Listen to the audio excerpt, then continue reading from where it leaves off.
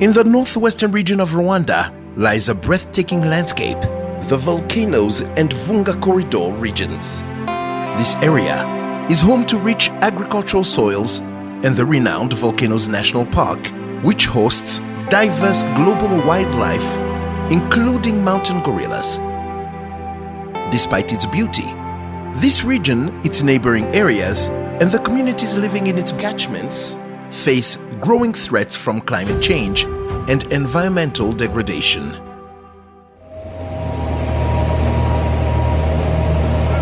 Twarengewe n'amazi gadusanga, turarengerwa amazi garasenyuka ibintu bikagenda tubireba.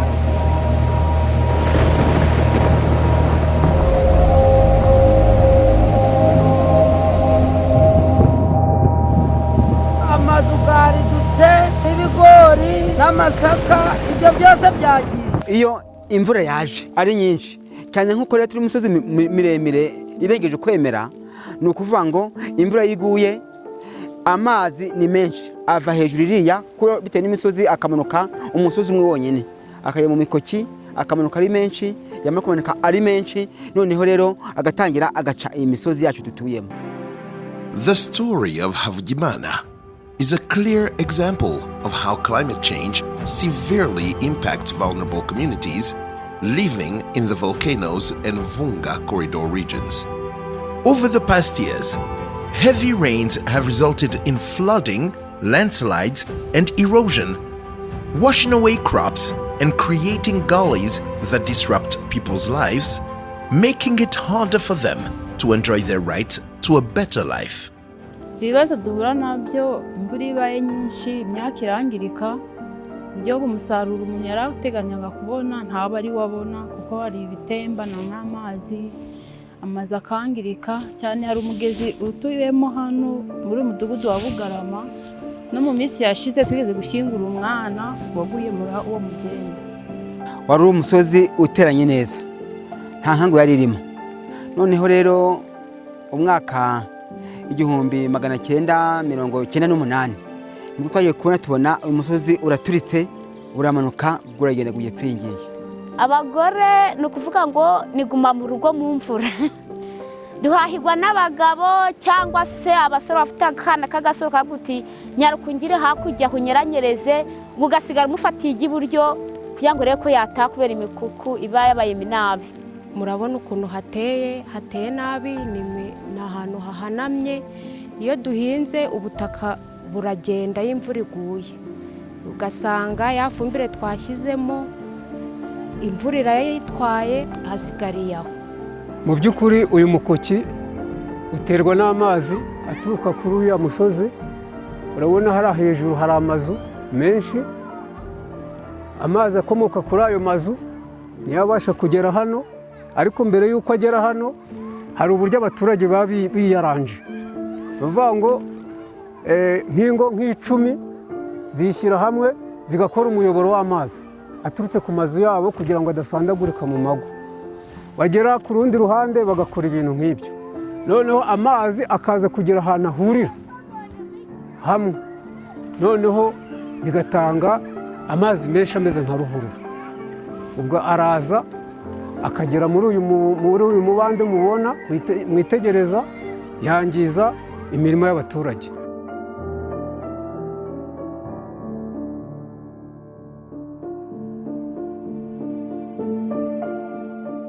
Kera nkigera hano nasanze aya mazi ari make, gazaga ari makeya n'akagenda ari gatoya. Ubwo iyo aya mazi yaje usangaga ganyuze muri izi ngo zose n'iyi mirima yose na hariya muri Sonorayizi. Kubona uyu murima gwari gugeze hano kuri kiriya kibuye ciri munsi y'urusasa rebaga amaje kugera ku ruhande rw'inzu kubera nyine amazi gaturutse mu birunga.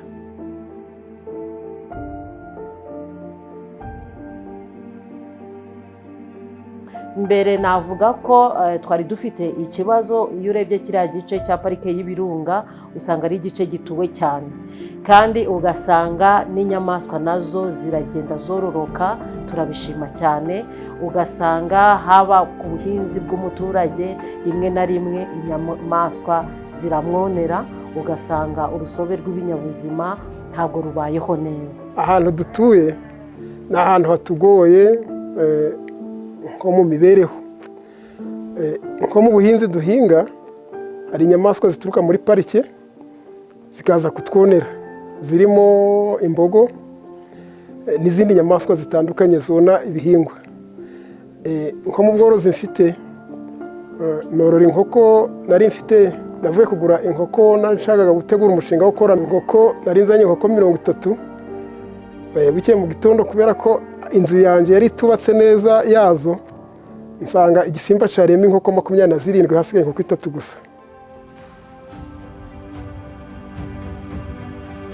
To address all these challenges facing its citizens, the government of Rwanda, with the support of the World Bank, launched the Volcanoes Community Resilience Project, VCRP, a comprehensive initiative that aims to significantly reduce climate and flood risks, improve the community livelihood, strengthen their climate resilience, as well as build their capacities to adapt to related shocks in the 8 districts: Musanze, Nyabihu, Rubavu, Burera, Gakenke, Muhanga, Ngororero, and Rutsiro.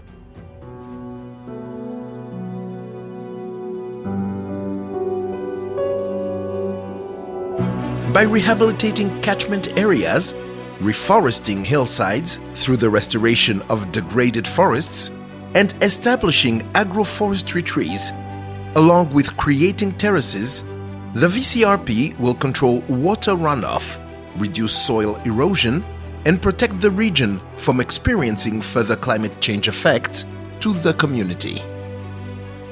In addition, the VCRP program will significantly improve livelihoods, create green jobs with communities, and boosting agricultural productivity, contributing to enhanced food security and climate resilience.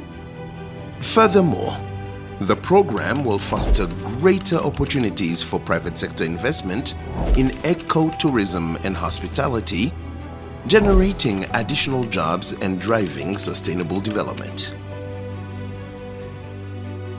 Umushinga mu by'ukuri uje uzanye ibisubizo byinshi bitandukanye, ariko muri byo wenda navuga bine by'ingenzi.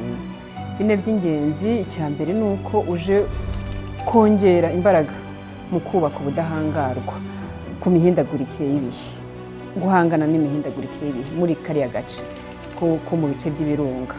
Ikindi cya kabiri ni ukugabanya imyuzure ituruka mu birunga ikaza muri uriya muhora wa Vunga wose, kugira ngo abantu babeho batekanye nta myuzure ibatera. Ikindi cya gatatu navuga ni ukubungabunga umutungo kamere n'ibishingiye ku bukerarugendo, kugira ngo hariya ahantu murabizi ko ari ahantu h'ubukerarugendo, turagira ngo tuhabungabunge ndetse twagure na pariki y'ibirunga. Hanyuma ikindi wenda navuga nanone gikomeye cyane ni uguteza imbere imibereho myiza abaturage baturiye parike, abaturage baturiye hariya mu nkengero.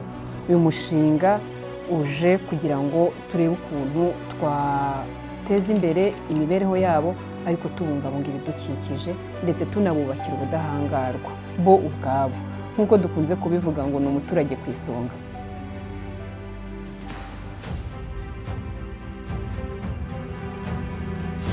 The VCRP program will be executed in 3 phases and consists of 4 key components: flood risk management, landscape restoration and catchment management, Volcanoes National Park expansion and livelihood restoration, whereas the 4th component will focus on project management, monitoring, evaluation, and capacity building.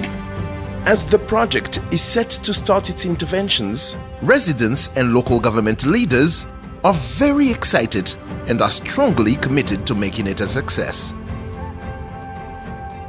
Ikizahinduka nuko Nyabarongo nibamara gukora iki kiraro tuzaba tubonye ubuhahirane bw'akarere ka Muhanga na Ngororero, tuzajya tugera mu isoko rya Ngororero nta kibazo dufite, tujyana umusaruro wacu duhahira abana, tuzana amafaranga natwe ubwacu twiteza imbere. Ikibazo cy'amazi cya mbere ni ukudufasha gufata amazi, wenda badufasha kubona ibigega batabifite kuko ubushobozi bwacu ntabwo bureshya. Gahunda ni umuturage ku isonga. rero nimba tubonye umushinga nk'uyu nguyu udufasha kurinda ubuzima bw'umuturage, guhangana n'imihindagurikire y'ibihe cyangwa se n'iy'imvura nyinshi, kandi koko nk'uko nabivuze akarere ka Gakenke dukunda guhura n'ibiza. Iyo imvura iguye ubundi abantu bose barikanga, nta muntu inkuba itwaye, nta muntu igiti kigwiriye. Twebwe abaturage turiteguye mu buryo bwose, ari amakuru kuyatanga, ari ukugira inama turazifite, ari imbaraga turazifite kugira ngo uwo mushinga ushobore kuza ubutaka bwacu tubungabunge tubufate neza. Ni ibibazo twari dusanzwe tubona ariko tudafite ubushobozi bwo kubyikemurira kubera ingengo y'imari, kuko nitubona ko iyi nkangu izaba ihagaze kugenda, amazu yacu tuzabona yuko yabungabunzwe atazagenda. Zaba twishimye cyane kubera ko natwe Sebeya, kubera ko guno mugezi gwa Sebeya gutubangamiye, ico gikorwa ni kiza muje kubungabunga Sebeya, tuzabonamo n'akazi twiteze n'imbere, kandi Sebeya natwe wenda tuzaba tugiruhutseho gake. Ibyo biti nibimara guterwa, natwe nk'abaturage tuzaba ijisho rya mugenzi wacu, bityo twese dufatanye gucunga ibyo biti bikure neza. Ibi ngibi tubyakiriye neza cyane, ahubwo njye nanavuga ngo birimo biratinda.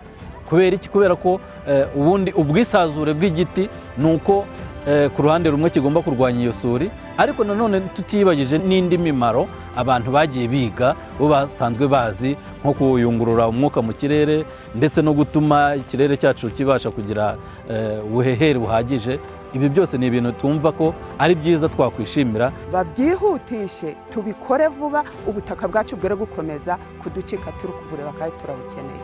Umushinga ugiye kuza ubafashe gutuma ubutaka bwabo butagenda, stabilize ubutaka, harwanywa isuri, baca amaterasi. Amaterasi ni igikorwa remezo gikomeye cyane.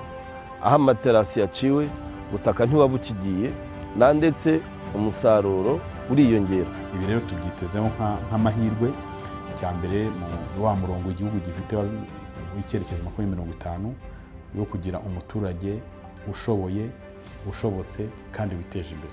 Mwanya mutima w'urugo na wakira mvuze ngo ayi ayi ayi.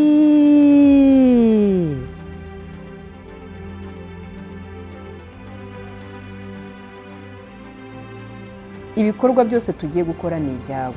Ni ukuvuga ngo icyo twasaba abaturage ni ukubifata nk'ibyabo, ni ukureba ibyo bikorwa bagafatanya n'abantu bagiye gushyira ibyo bikorwa. Tuvuge niba ari abagiye gutera ibiti bafatanye, niba ari abagiye gukora amadamuzi bafatanye, kugira ngo ibyo bikorwa bibe ari ibyabo. Ikindi kintu navuga ni ugushimira. Cya mbere ni ukubanza ngashimira abaturage baturiye muri ibyo bice, kubera ko nibo ba nyir'ubukorwa. Badahari nta nubwo twatekereza uwo mushinga. Ariko nanone nkongera ngashimira cyane banki y'isi, kubera ko tudafite ubushobozi bwo gushyira mu bikorwa ibitekerezo dufite ntabwo byari gukunda. Rero turabashimira ko ibitekerezo twari dufite nka minisiteri n'ibigo, abaturage uko twagiye dukorana tukagira icyo twita conceptualization, badufashije kubishyira mu bikorwa.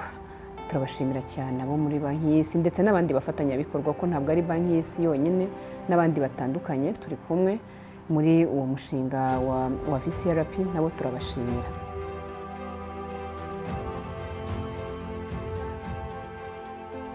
The Volcanoes Community Resilience Project is more than just a response to today's climate challenges. It is a long-term investment in the future of the volcano region and its basin, protecting its people from climate risks, preserving its natural beauty, and ensuring that communities can also thrive in harmony with their environment through reducing human and wildlife conflict.